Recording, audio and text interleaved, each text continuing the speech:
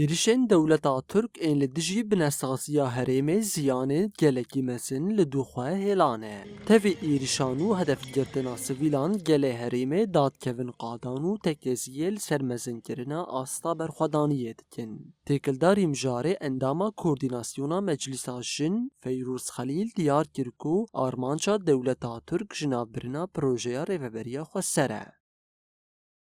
الذي حصلت قرابة يومين على مناطق دربيسية ومناطق êrişên dewleta Tirk a dagirkeriyên li dijî Herêma Bakur û Rojhilatê Sûriyê tê wêwateyê ku dagirkerî ji projeya rêveberiya Xweser a demokratîk û hevgirtina pêkhateyên herêmê ditirse. Bi taybet piştî ku hevpeymana civakî hat îmzekirin, ew yek bi eşkereyî derket holê. Herwiha piştî ku Kongreya Mesedê jî hat li darxistin, Tirkiye êriş li dijî herêmê zêde kirin.